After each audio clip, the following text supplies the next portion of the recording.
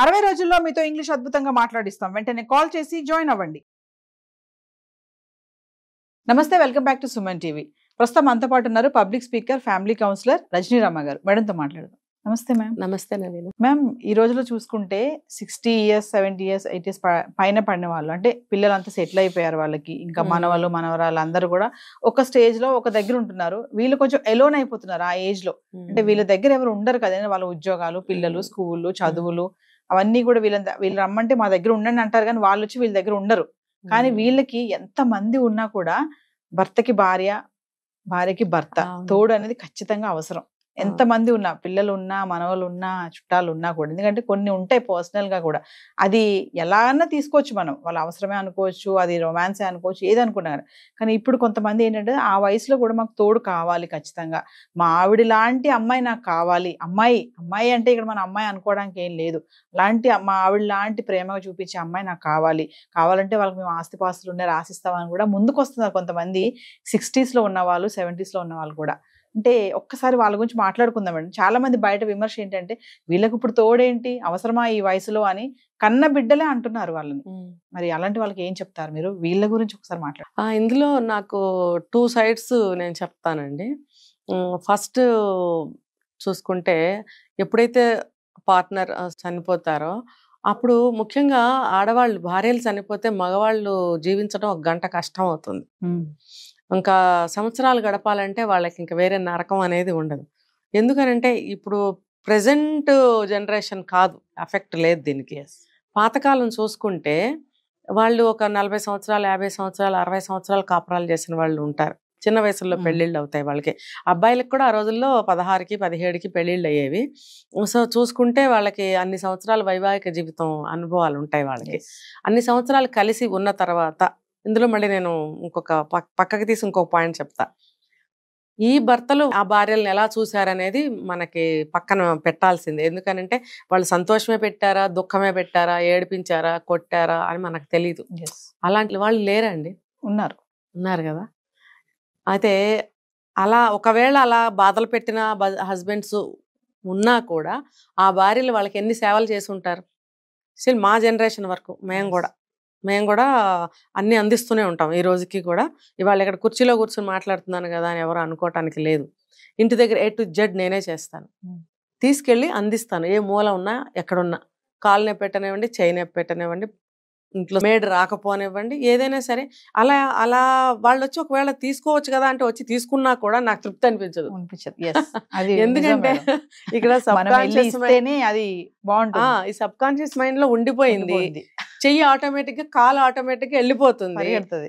ఒకవేళ వాళ్ళు వచ్చి తీసుకున్నా మనకేంటి అసంతృప్తి, వెల్తిగా అనిపిస్తుంది.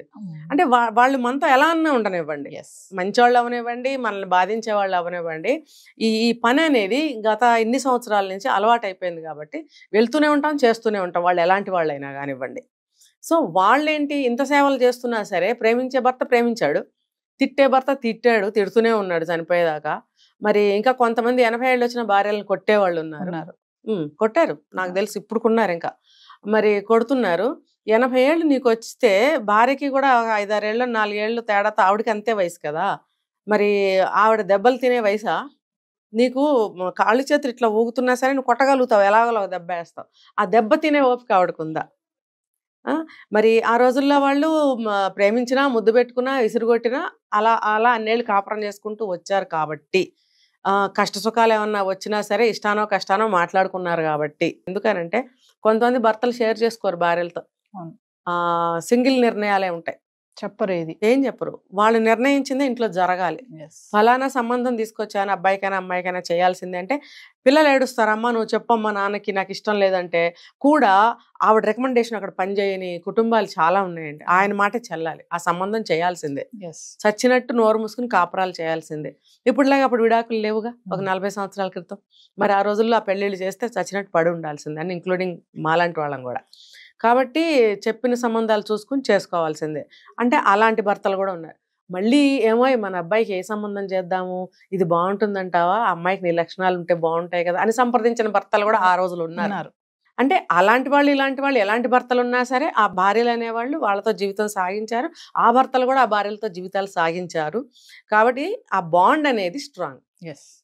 ఇప్పుడు ఏదన్నా కొన్ని షేర్ చేసుకోకపోయినా కనీసం సేవల ద్వారానైనా ఆ బాండ్ అనేది ఉండింది. షేర్ చేసుకున్న భర్తలు ఉన్నారనుకోండి, అప్పుడు భార్య పోయింది సడన్ గా, ఇంకా మనిషి బ్రతకలేడు. ఎలా చూసుకున్నా బ్రతకలేరు. తిట్టి కొట్టే భర్త బ్రతకలేడు, ఆ ప్రేమగా గుండెల్లో పెట్టుకుని చూసుకున్న భర్త బ్రతకలేడు. ఎందుకంటే ఆ బాండింగ్. సో అటువంటి బాండింగ్ లో ఉన్న వాళ్ళు సడన్ గా భార్య పోతే ఉండలేరు. అటువంటి వాళ్ళని మళ్ళీ ఇటు పక్కకు వస్తాను నేను. పిల్లలు ఇద్దరు, ఆ రోజుల్లో వాళ్ళకి ఎక్కువ మంది పిల్లలే ఉంటారు, కనీసం 3 ఉంటారు. 3 పిల్లలు ఉన్నప్పుడు 3 పిల్లలు కూడా ఉద్యోగరీత్యా కానీ వ్యాపారాల రీత్యా కానీ దూర ప్రాంతాల్లో ఉన్న, ఊళ్ళో ఉన్న వాళ్ళ ఫ్యామిలీస్తో వాళ్ళకి సరిపోతూ వీళ్ళని చూడలేకపోతున్నారు.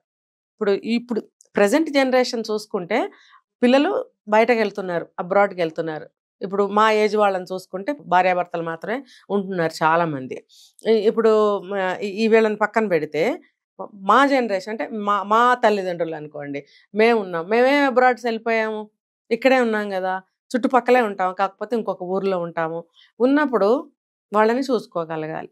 లేదు వాళ్ళు కూడా సక్రమంగా వచ్చి ఉంటామంటే ఉంచుకొని చూసుకోవాలి. ఒకే ఊర్లో ఉంటుంటే కనుక అందరూ కలిసి ఒక చోట ఉండే ప్రయత్నం చేయాలి. అందరంటే ఎవరు, ఆ సింగిల్ పర్సనే కదా, ఆ ప్రయత్నం చేయాలి.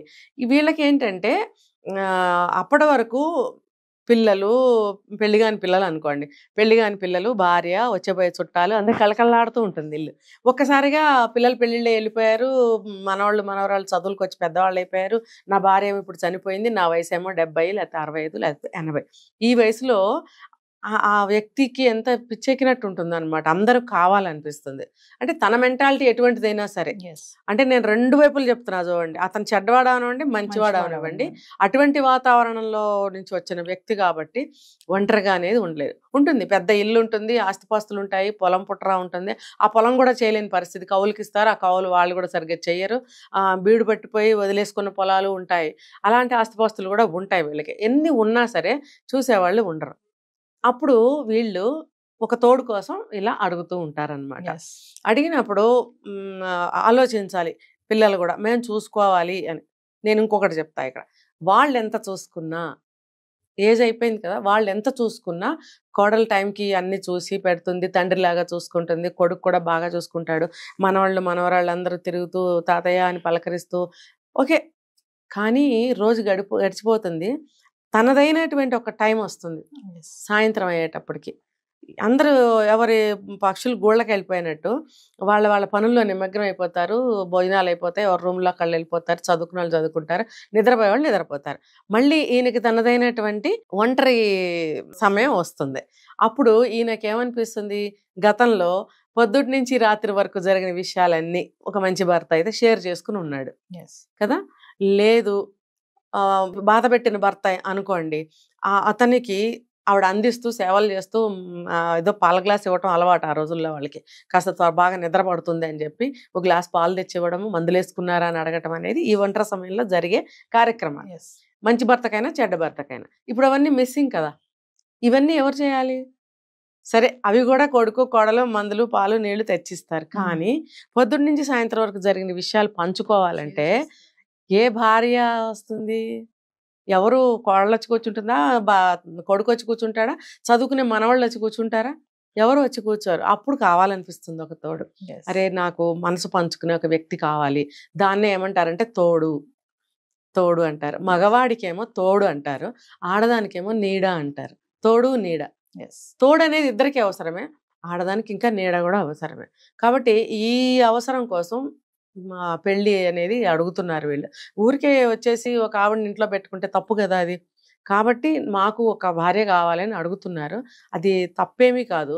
ఇంకోటి ఫ్యామిలీ సభ్యులు కూడా ఆ రకంగా ఆలోచించగలగాలి. ఆయనకి మనసు పంచుకోవడానికి పక్కన ఒక ఒంటరిగా పడుకోలేరు, రాత్రిపూట ఏదైనా ఇబ్బందులు వస్తాయి, దగ్గు వస్తుంది, లేకపోతే గబుక్కుని గుండెల్లో పట్టినట్టు అవుతుంది, బాత్రూమ్కి లేవాలంటే తూలు వచ్చి పడిపోవచ్చు. ఒక మనిషి పక్కనుంటే తట్టి లేపి నేను బాత్రూమ్కి వెళ్తున్నానని చెప్తారు. ఎందుకనంటే గబుక్కనే బాత్రూంలో కాలు జారి పడిపోతే ఈవిడికి అర్థం కాదు, ఎదట్లో ఉంటుంది, లేపుతారనమాట. ఆయన వెళ్ళొచ్చే వరకు కూర్చుంటుంది, అలాగే ఆవిడ వెళ్ళొచ్చే వరకు కూడా ఆయన కూర్చుంటారు. అది ఒకళ్ళకొకళ్ళు అనమాట. అప్పుడు మిగతా సభ్యులకి తెలియజేస్తాం, అయ్యో పడిపోయారు అయినా రండిరా అని పిలుచుకొస్తారు, ఆ తోడు కోసం అనమాట. కానీ పిల్లలు మేడం, ఇప్పుడు జనరేషన్ వాళ్ళకి ఇలాంటివన్నీ కూడా ఇప్పుడు మీకు అవసరమా? పిల్లలు ఉన్నారు కదా, మనవాళ్ళతో ఉండొచ్చు కదా, ఇప్పుడు పెళ్లి చేసుకుని మీరు ఏం చేస్తారు అనే ఒక క్వశ్చన్ మార్క్ వస్తుంది కదా. అంటే వాళ్ళకి అసలు పెళ్లి అనేది వాళ్ళు ఎందుకు అడుగుతున్నారు, వీళ్ళు ఎందుకు వద్దంటున్నారు, అంటే వాళ్ళ పిల్లలు ఏం కోరుకుంటున్నారు పెళ్లి అంటే? అది వాళ్ళు నెగటివ్ గా ఆలోచించడం వల్ల వస్తుంది. రెండోది చెప్పిన ఆస్తులు పోతాయేమో అని భయం. చూడండి, ఏది కూడా నేను ఒకసారి చెప్పాను, ఈ విశ్వంలో ప్రేమ అనేది ఊరికే రాదండి, ఇచ్చి పుచ్చుకోవాలి. ఏదైనా సరే మనం ప్రేమగా ఎందుకుంటాం? ఇప్పుడు వాళ్ళతో మనకు ఒక పని ఉంది, లేకపోతే వాడు బాగా చదువుకుని ఒక స్టేజ్కి రావాలి, మనం ప్రేమగా చెప్పాలి. లేదు, ఎవరైనా వచ్చారు మన ఇంటికి, వాళ్ళు కొంచెం సేపే ఉంటారు, కొంచెం ప్రేమగా మంచిగా మాట్లాడి మంచిగా పంపించాలి. ఇట్లా విశ్వంలో ప్రతి ఇద్దరి మధ్యన కూడా ప్రేమతోనే ప్రతి పని ఉంది. ఊరికనే అంటే ఎవరు కూడా రాంగ్గా అర్థం చేసుకోకూడదు. ఈ ప్రేమ అనేది ఏ అవసరం లేదే ప్రేమ అనేది పుట్టదు. ఇప్పుడు ఇద్దరు వ్యక్తులు ప్రేమించుకుంటారు, ఎందుకు ప్రేమించుకుంటారు? తనను నేను పెళ్లి చేసుకుంటే నా జీవితం బాగుంటుంది, నేను ఈ అమ్మాయిని చేసుకుంటే, నేను అబ్బాయిని చేసుకుంటే మా జీవితాలు బాగుంటాయి, ఒక అవసరం కదా అది. కాబట్టే కదా ప్రేమ అనేది అక్కడ మనం పెంచుకుంటూ వెళ్తాము. లేకపోతే మన ఇద్దరం కలిసి ఉందాం అని చెప్పి దెబ్బలాడేస్తే కలిసి ఉంటామా? లేదు, ప్రేమతోనే సాధిస్తాం. ప్రేమ అనేది ఒక సాధనం. కాబట్టి ఆ సాధనంతో మనం సమకూర్చుకోవాలి ఏదైనా కూడా. ఆ ప్రేమ లేనిదే దేన్ని కూడా సాధించాలి. అలాగే వీళ్ళు కూడా, ఈ పిల్లలు అనేవాళ్ళు అర్థం చేసుకోవాలి. తర్వాత ఈ ఆస్తిపాస్తుల దగ్గరకు వస్తే, కొంత ఆస్తి అనేది ఆశ ఉంటేనే అవతల వాళ్ళ ఒక ఆవిడని చేసుకోవాలి. ఆవిడ తరఫున ఎవరో ఫ్యామిలీ ఉంటారుగా ఖచ్చితంగా. మా ఇంట్లో స్త్రీని ఇంకో ఇంటికి పంపిస్తున్నామంటే వాళ్ళు ఎలాంటి వాళ్ళు మనకు తెలియదు. ఇప్పుడు నేను చూశాను ఒక చోట, నాకున్న ఆస్తిలో కొంత భాగం ఇస్తాను, కొంత అంతా ఇవ్వను అని ఒక ఆయన చెప్పడం నేను విన్నాను. అంటే అవతల వాళ్ళు కూడా వాళ్ళ స్త్రీని ఇంటికి పంపించాలి అని అంటే కొంత ఏదన్నా సెక్యూరిటీ అనేది చూస్తారు. లేకపోతే ఆ వయసులో ఆవిడ ఆస్తులు ఏం చేసుకుంటుంది? ఒక సెక్యూరిటీ అన్నమాట. చూడండి, ఇన్ కేసు రేపొద్దున కొద్ది రోజులేక ఆయనే ముందు పోయాడు, వీడు ఒంటరి అయిపోతాడు, అప్పుడు మళ్ళీ ఆవిడకి సేమ్ ఏజ్ ఓల్డ్ స్టోరీగా. అయితే ఇక్కడ క్లాజ్ ఏంటంటే, స్త్రీ పోతే మగవాళ్ళు ఎక్కువ కాలం బ్రతకలేరు, అదే భర్త పోతే స్త్రీలు కొంచెం స్ట్రాంగ్ మైండ్తో బ్రతకగలుగుతారు. సో పెళ్ళిళ్ళల్లో కూడా స్త్రీధనం అని చెప్పి కొంత ఇస్తారు, జీవితం ఏదైనా ఆగమైతే ఎలాగో బ్రతుకుతుంది అని. ఈ రోజుల్లో చదువులు ఉన్నాయి కాబట్టి ఉద్యోగం చేసుకుని బ్రతుకుతున్నారు. ఆ రోజుల్లో ఎంతో కొంత ఆస్తులు ఇచ్చేవారు. ఆ ఆస్తి ఏంటంటే స్త్రీధనం, అది ఎవరు ముట్టుకోకూడదు. అలాగే ఇక్కడ కూడా ఈ పెళ్లిలో కొంత ఆవిడకి ఇస్తాను అని అంటే అవతల వాళ్ళు కూడా వాళ్ళ స్త్రీని ఈ ఇంటికి పంపించడానికి ఇష్టపడతారు. తర్వాత ఇటువైపు సంతానం కానీ అటువైపు సంతానం కానీ ఆలోచించాలి. వాళ్ళు ఒంటరి బ్రతుకుకి మనం ఎంతవరకు తోడవగలుగుతాము. ఎట్లా అవుతామంటే, ఇప్పుడు వీళ్ళిద్దరు పెళ్లి చేసుకుని ఇక్కడ ఉన్నంత మాత్రాన వాళ్ళు వదిలేయాలని ఏమీ లేదు. ఇప్పుడు ఆవిడ పెళ్లి చేసుకుని ఇక్కడికి వస్తుంది అనుకోండి, వాళ్ళ పిల్లలు ఈవిడిని వదిలేస్తారా? ఈయన సంతానమే ఈవిడిని చూడాలా అంటే చూస్తారు, వీళ్ళు చూస్తారు. అంత మాత్రం చేత మీరు వదిలేస్తారా? ఈవిడ సంతానము ఈవిడిని చూసుకోవాలి, ఆయన సంతానము ఈయన చూసుకోవాలి. వీలైతే ఇద్దరు సంతానాలు కలిపి వీళ్ళిద్దరిని తల్లిదండ్రులాగా చూసుకోగలిగిన రోజు వచ్చినప్పుడు ఈ పెళ్లిళ్ళకి స్వాగతం. Thank you ma'am.